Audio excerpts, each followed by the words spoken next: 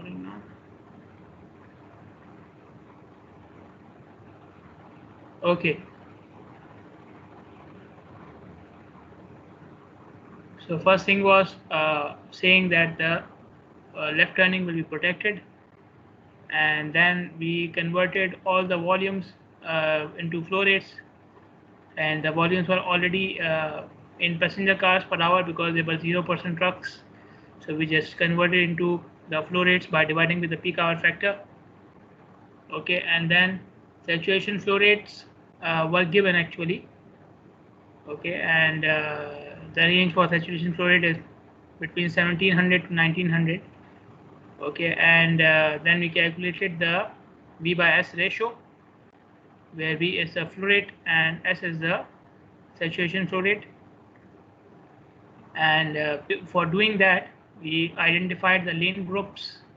Okay, and we assumed that 55% traffic, if there's shared lane, if the movement is shared between two lanes, then 55% will go from the exclusive lane and remaining 45% from the shared lane, the other lane.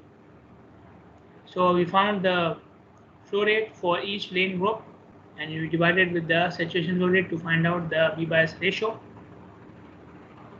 Then we had to find out a suitable phasing plan, and we use the summation of V by S ratios along the critical path to find out the suitable phasing plan. So if we just add up all of them, it was more than one. So we cannot provide one phase for each lane group, and we don't have to because some of the lane groups can go simultaneously. So we started with this plan. It was a very simple plan. All movements from each side will go together. It was giving us a V by S ratio of less than 1. But we could further improve it if you put the movements which have closer V by S ratios together if they are not conflicting. So we did that. So left turnings were put together and the straight movements were put together for both the approaches, and you get a revised V by S ratio which was better. And then we said that the movement which has a higher V by S ratio can be extended into the other phase. Obviously, if it is not conflicting, then you can extend it to the other phase and provide more time for it. So this is what we did here. Okay, so the V by S ratio further improved in that case. By extending that movement, it further improved. Okay, so now we have decided about the V by S ratio. Okay, and this is the final phasing plan then. Okay, so the critical path is this one, this 0.12 left turning, then through 0.27, then 0.09 for left turning. This one or this one doesn't matter because they have the same V by S ratio, and then this one 0.23. Okay, so normally the higher V by S ratio is taken. Okay, and we are taking this one 0.12 here because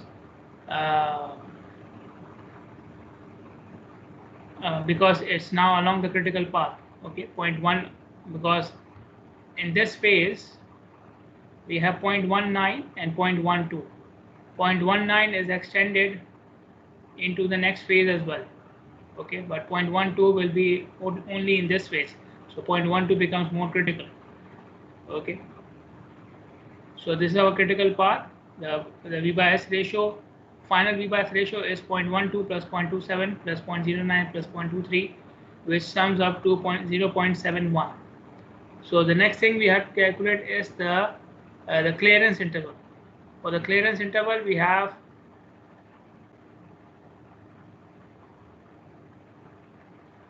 this equation. Okay, so let me show you the calculations over here.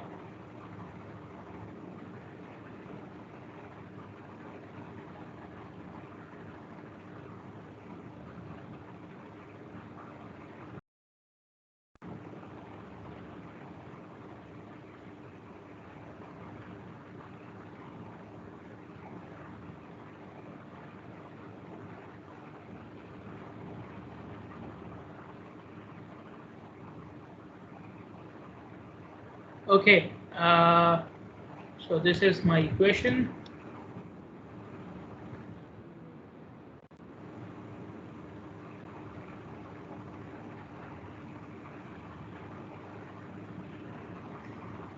Okay, so perception reaction time, we know you can fix it. Okay, and normally it's taken as 2.5 seconds. I think we know it. Okay, let me just check if they are taking, because for signals we take it 1 second. Just check which one they are taking here.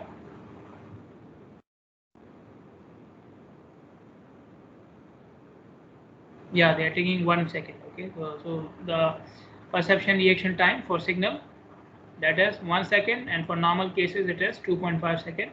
We have used in traffic engineering as well so many times. Okay, so if you are talking about clearance interval for this street, which is the east-west street, okay, then you will be taking the, so what are the things you need? If you come here, you need perception reaction time 1 second. So TPR is 1 second. You need S naught, which is given 45 miles per hour. In this equation, there is no conversion factor. In the equation which they are showing here, there is no conversion factor. Okay, so you have to convert it to the to this is speed to feet per second. Okay, so 45 into 1.47, how much?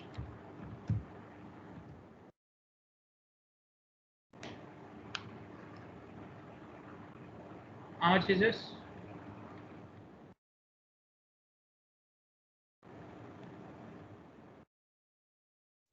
$66.15.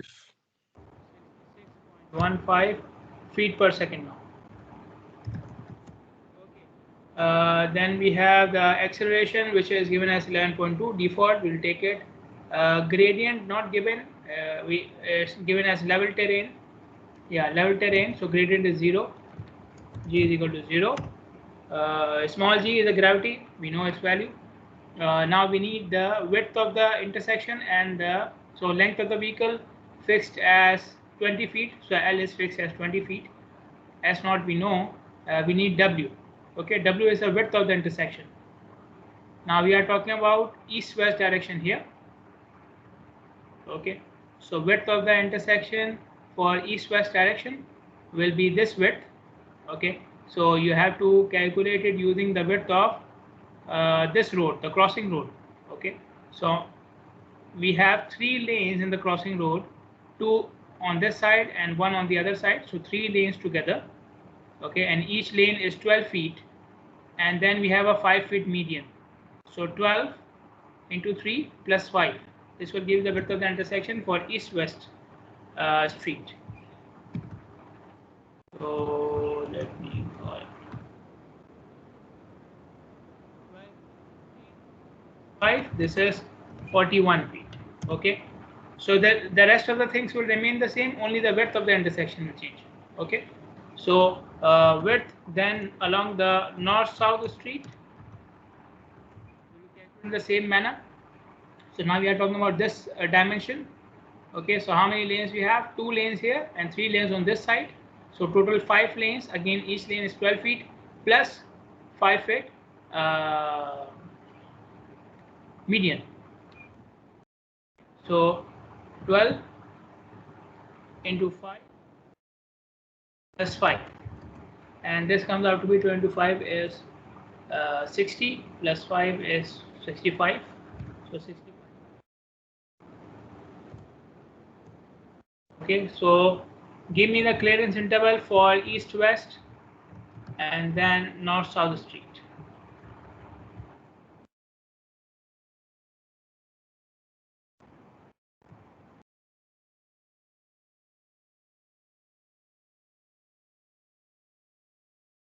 Okay.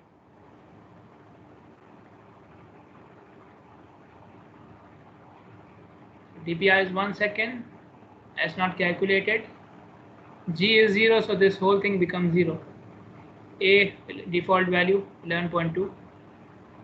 L default value 20 feet. W we have just calculated. So how much clearance interval? Or okay, we said these two terms are for yellow and this term is for red. So give me these terms separately. Okay, so give me this term TPR plus this ratio, and then give me this ratio separately, W plus L upon S naught. Give me these values separately.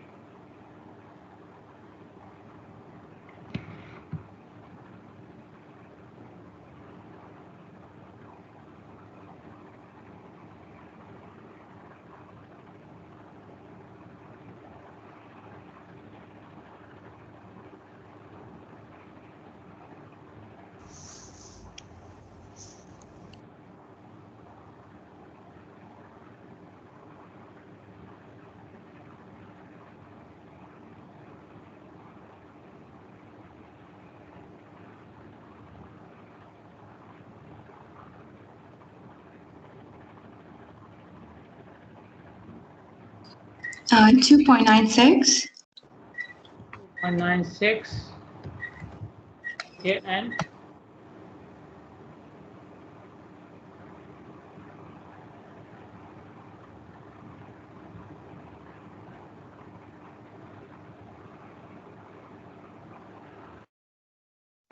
0.92.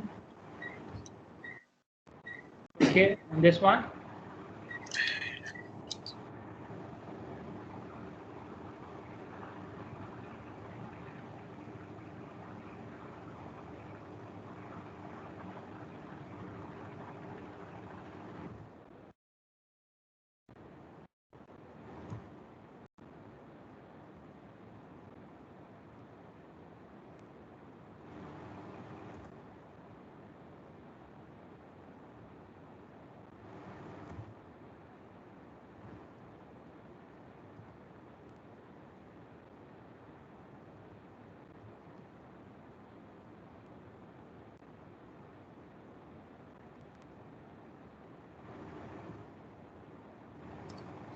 Doctor, it would be the same value, right? The yellow time, it would be SO over 2 into, yeah, 2.96 and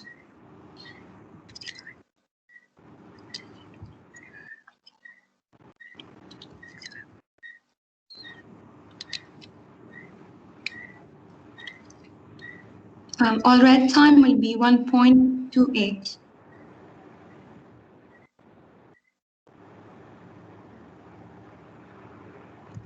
Okay, so yellow time will be the same. Okay. Do we have any change in speed? Let me just check. Yeah, the speed is 30 miles per hour for north-south. Sorry. So the speed will change as well. For north-south, the speed is 30 miles per hour. It's not written here. Okay, but they have shown it in the calculation. It's not written here. The speed for north-south, the minus speed is 30 miles per hour. So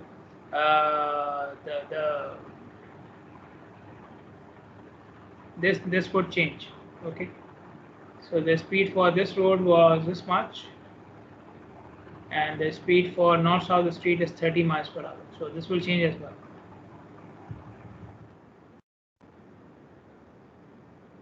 The speed is 44.1.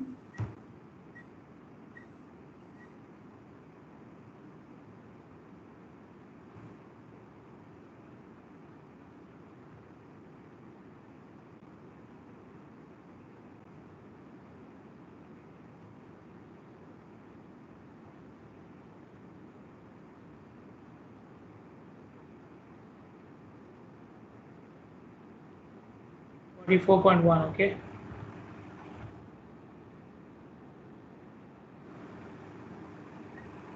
So how much is Yellow this? time 1.97. 7, and this one, it will also change, the speed is also change now.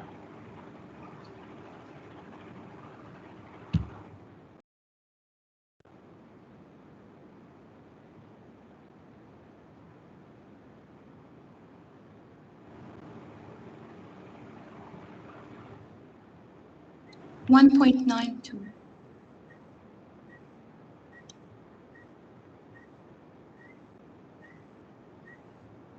1.92. Okay, so we will just round them up. Okay, so these are the values. So for yellow time should be at least 2 seconds for the north south direction, and for east west direction it will be 3 seconds, and the all red time for the north south direction at least 2 seconds, and for the east west direction it will be at least 1 second, the all red time. Okay, so these values are coming from here. I just rounded up the values. Okay, but so in the end you are getting for total clearance interval for both of them is 4 seconds total. 3 seconds for east west yellow, and 1 second all red in the east west direction, so total 4 seconds. And for north south direction, yellow is 2 seconds and all red is also 2 seconds.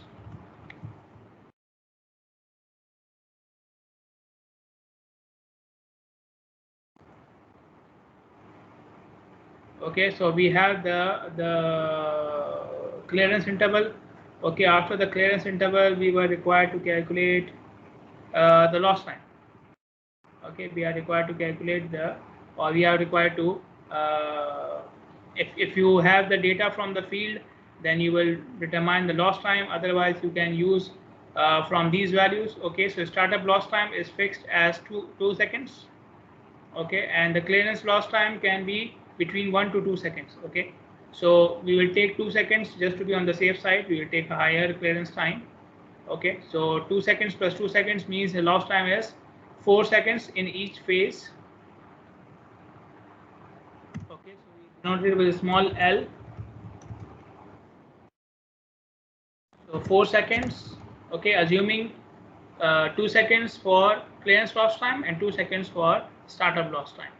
Okay, so it's 4 seconds for each phase. And how much will be the total clearance time? I have to go to the phasing which I have decided upon. Okay, so this is the final plan. So along the critical path, how many phases you have? 1, 2, 3, and 4. Okay, so we have 4 phases. Each phase 4 seconds of critical time, 4 seconds of loss time. So total loss time will be 4 into 4. This is 16 seconds. Okay, so total loss time for this signal is 16 seconds. Then the next thing I have to find out is I have to decide upon the V by C ratio for the entire intersection. This is not the V by S ratio, this is V by C ratio for the entire intersection. Okay, so the range is given 0.85 to 0.9. Okay, and we select this range so that we can have some spare capacity and some margin of safety for the fluctuations in traffic. Okay, so again from this range I will take 0.9, a higher value. Okay, again this any value from this range can be taken. Okay, there is no problem with taking any of these values. If you take 0.85, you are keeping more margin. If you take 0.9, you are keeping less margin. This is the difference. Okay, I will take XC as 0.9. This is a value which I am taking from my own judgment. Okay, or the book authors are taking from their own judgment. There is no calculation here. Okay, then we need to calculate the cycle lengths. For cycle lengths we have two equations. Okay, one is the Webster's equation and the other one is the normal cycle length equation. We will use both of them. We calculate cycle length using both of them. Okay, so what are the things we need? We need loss time 16 seconds. XC we have already found. V by S ratio total for the final phasing is 0.71. Okay, so V on S ratio, and this is summation. Okay, summation. We have a summation symbol here. Okay, so this is for the total, which is 0.71 for the final phasing. Okay, so you know L, you know XC. Give me the cycle length using both the equations.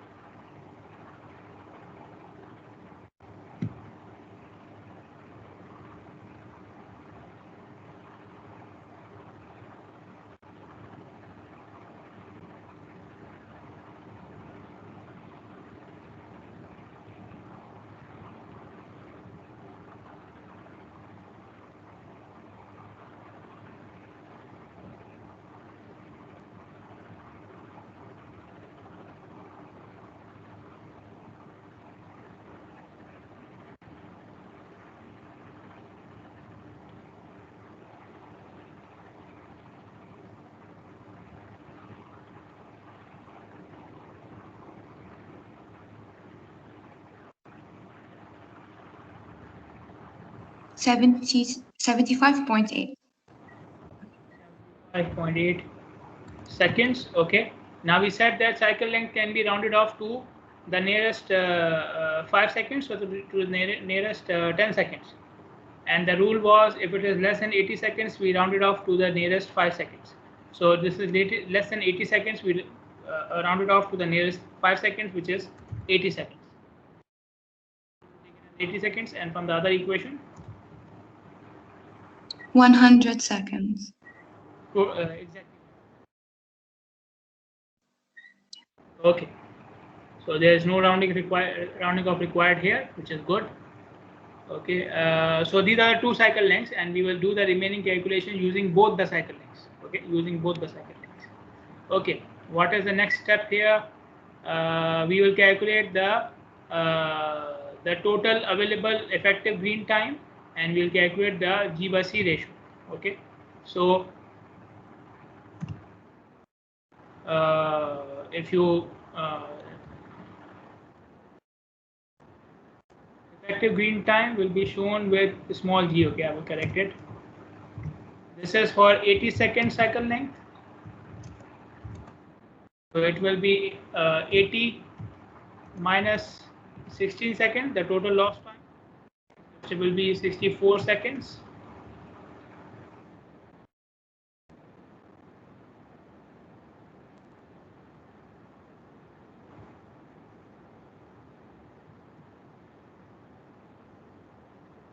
And for 100 seconds, it will be 84. So now we have the green time G/C ratio. Give me the G/C ratio for both these cycle lengths.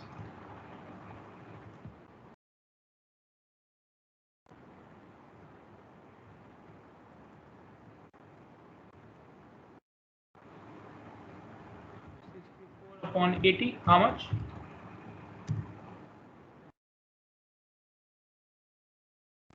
.8.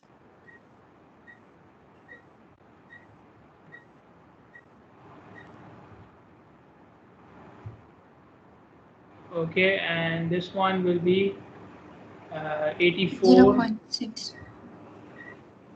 84 over 180.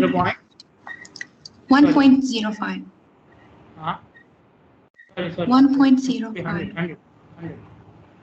Oh, 100. Okay, 0.84. Okay, so this should be more than V/S ratio, which it is. Okay. So this is fine. Okay, this should be more than V/S ratio, so this is fine. Now we will move on to the next phase, which is calculating the effective green time for each phase. Calculating the effective green time for each phase. Okay, so I will make a table here.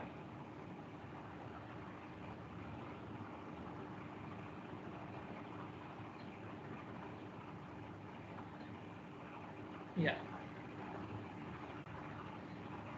Okay, so movement and G with cycle length of 80 seconds. Cycle length of 100 seconds. G. Okay, so I will go to my phasing plan. Where is it? Okay, so I'm talking about this one. Okay, so if I will take each movement. For example, this one is westbound left turn.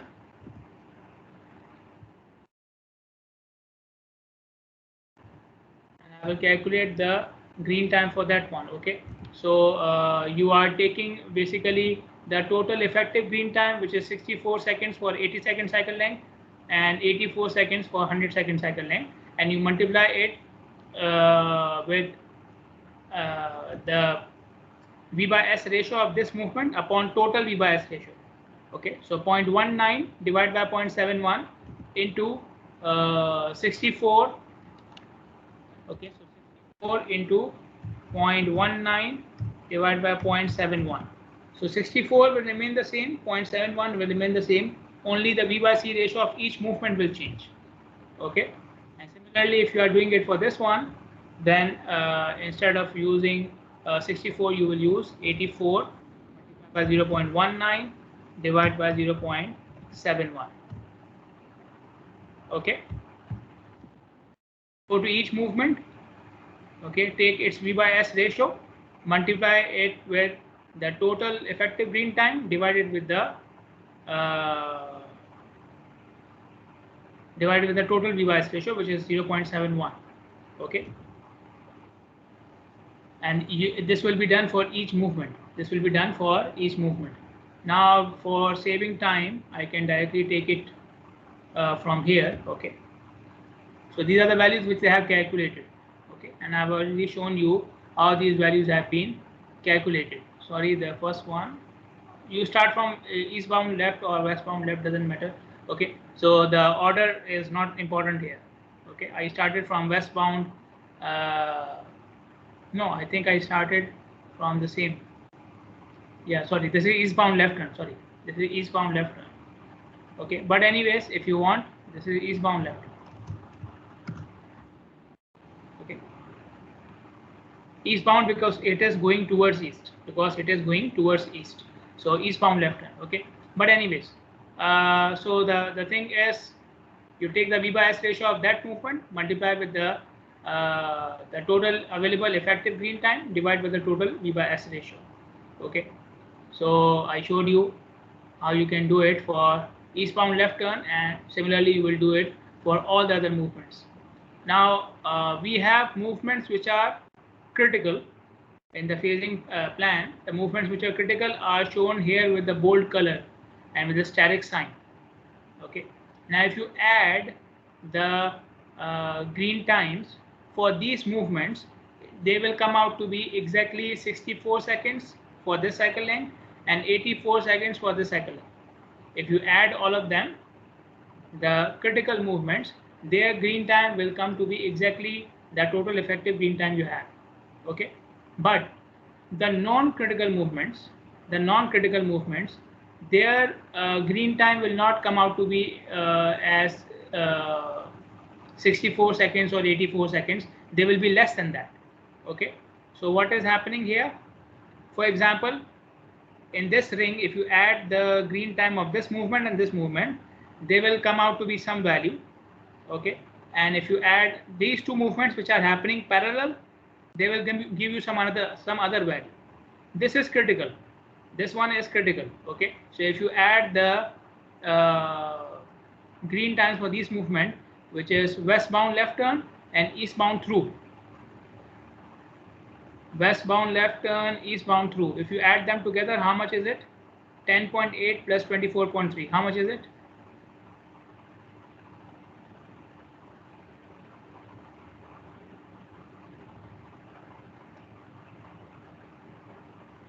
If you add these values together, 35.1. 35.1.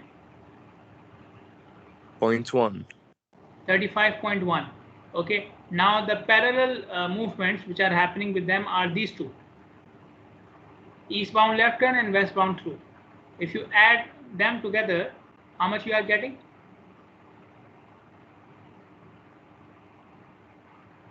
So 35.2. 30.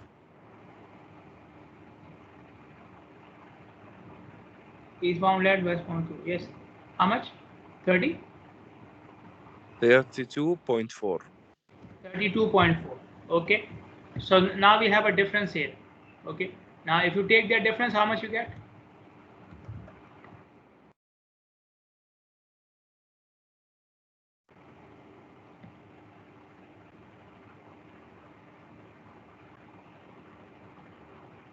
$2.8.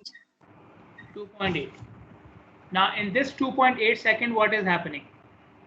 In this 2.8 second, what is happening? The movements, this movement is going on. This movement is going on. But this particular movement already ended. The green time of this particular movement already ended. Okay. So you have only one movement going from one side, and the other movement which could go, these two movements could go together. but since you did not accommodate the extra green time, this movement has stopped. So 35 point something seconds are required for these two movements. So 35 point something second will be utilized by them. But these two movements only require 32 point something seconds. So the extra 2.8 seconds, both these movements are blocked. Both these movements have red time. Okay, so they are not happening. So why should we lose this 2.8 seconds? Why should not we assign it? Okay, again, in case if extra traffic comes from this side, then they can utilize the extra 2.8 seconds. Okay, if these two movements can happen together and we have 2.8 seconds extra which we can assign to this movement, why don't we assign it? Why should we waste this extra 2.8 seconds? Okay, so this is normally the case that when you have movements which are happening parallel, so the critical movements will give you more green time and the non-critical movements will give you less green time. So you take the difference between them, and whatever extra time you have, you will not waste it, you will assign it to the other movement. Okay, and normally we assign it to the through movement. Normally we assign it to the through movement. Whatever extra time you have, normally you assign it to the through movement. Okay, so you can assign this extra 2.8 seconds to this movement which is westbound through movement. Okay, so if you come to this table, the westbound through movement, it was 15.3 seconds, it is extended to 18 seconds. Okay, so this 2.8 seconds extra is accommodated here. Okay, same thing for the other approach, the other north-south approach as well. Okay, if you add these two times together, they will give you a value, and if you add these two times together, they will give you a lesser value. Okay, so I think it is again around 2 point something seconds. Okay, again around 2 point something seconds. So you have to incorporate these extra seconds into the through movement. So the northbound through movement, which was non-critical, it was coming out to be 17.1 seconds only, but we had extra I don't know, 3 point something seconds maybe. Yeah, 3.6 seconds I think. So these extra 3.6 seconds are accommodated in this value. Okay, so the point here is you will use the V by S ratio to calculate the effective green time for all the movements. When you add the green time of the critical movements on each side, they will give you the total effective green time, but for non-critical it will be less than that. So we have extra time which you can assign to any of the non-critical movements. So you will assign the extra time to the critical non-critical movement, which is normally the through movement. Okay, so you have to look for the parallel movements which are happening in those phases. So these two movements are happening parallel. You take their total green time and you take the total green time of the movements which are happening parallel, the non-critical movements. Whatever is the difference, you assign it to the through movement. Okay, same thing for this side as well. So we took the effective green time for these two movements. Okay, and these two movements, obviously this one was lesser. Whatever was the difference, I assign it to the through movement. Okay, then we have the actual green time. Actual green time is calculated as green time minus clearance interval plus lost time. Okay, so for example, for this movement eastbound left, the effective green time is 17 seconds. Okay, clearance interval for both cases was 4 seconds, right? Clearance interval for both sides was, I don't know why we are getting different values. Did you add 1 second? I think you did not add 1 second in these calculations.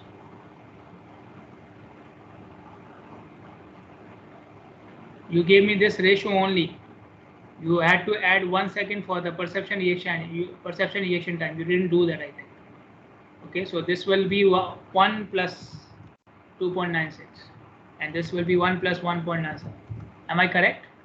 You just gave me this ratio, right? Yes. So 1 second is missing in both of them. So this one will be 3 seconds then, and this one will be 4 seconds. Okay, so 4 plus 1 clearance interval of 5 seconds, and 3 plus 2 clearance interval of 5 seconds again. So we have clearance interval of 5 seconds in each direction. Okay, So when you calculate, where is it? Actual green time is calculated as effective green time, which you calculated in the last slide, plus, minus clearance interval plus the lost time.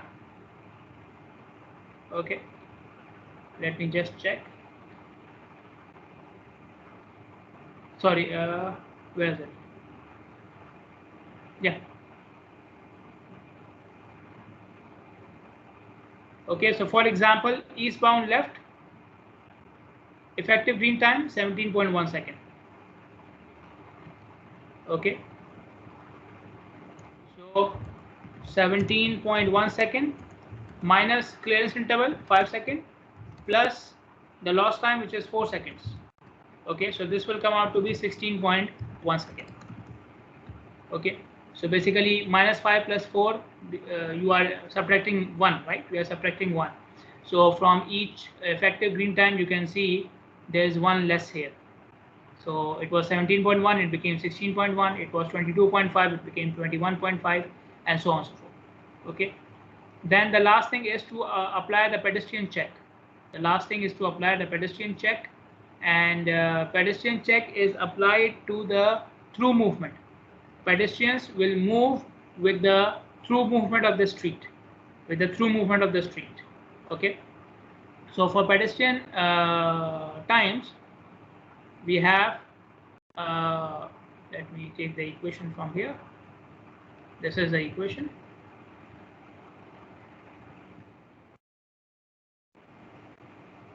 Okay, so TW is between 5 to 7 seconds. Okay, so again, you can assume any value between 5 to 7 seconds. We will assume it to be 5 seconds. Okay, the value is assumed to be 5 seconds. So TW is assumed to be 5 seconds. Okay, again, I will just show you the calculation for one of the movements. So TW is 5 seconds. Okay, then we need W upon pedestrian speed. Pedestrian speed is default taken as 3.5 feet per second. So I will take it as it is. And now I need the width. So with the westbound through movement, I'm crossing the north-south street, right? With the westbound through movement or the eastbound through movement, I'll be crossing the north-south street. Okay, so what is the width of the north-south street? If you remember, for the left turning, for the clearance interval, I've already calculated this width. The width of the north-south street is 41 feet. I already calculated it when I was calculating the clearance interval. Okay, so it was basically this street. So I have 3 lanes of 12 feet plus 5 feet median width. So the total width is 41 feet for the north-south street. So pedestrians will cross the north-south street with the east through movement or the west through movement, the eastbound through movement or the westbound through movement. Okay, so W will be taken as 41 feet. Okay, and pedestrian speed is 3.5 seconds.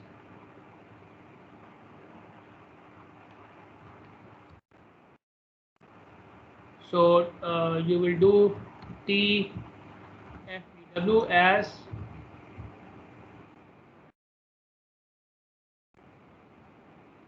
41 divided by 3.5 seconds, 3.5 feet per second. So this value is, I think, coming out to be 11.7 seconds. I think so. The total is given as 16.7 seconds. Okay, so 11.7 seconds. So total pedestrian time required for westbound through movement or eastbound through movement is 16.7 seconds. And the rule is that the pedestrian time should be equal to this time should be equal to green plus yellow plus all red. Okay, so we already know the green times from here. Yellow plus all red, the clearance interval is 5 seconds. The clearance interval is 5 seconds. So 17 plus 5, 22, and the pedestrian required green time is 16.7 seconds. Okay, if you take 100 seconds of cycle length, then the green time is 22.7 plus 5 seconds of clearance time, so it will be 27.7, and again the pedestrian clearance time is the same. So you check it for westbound through movement, and then you do the same thing for the eastbound through movement. Okay, so we have the green time was 23.3. Okay, and this one was 30.9. So you added 5 in both of them, and you check with the pedestrian green time. If you are doing it for the movement which will happen with the northbound through and the southbound through, okay, then the only thing which will change is the width of the road. Okay, so the movement which will be going along the northbound through will be crossing the east-west street. So for the east-west street, the width of the road, as we have calculated for the clearance interval, was 65 feet. So 41 will be replaced with 65 feet. Okay, so it is coming out to be, the total is coming out to be 5 plus this ratio is coming out to be 21.6 seconds. So again, you will check it with the southbound through movement and the northbound through movement. Okay,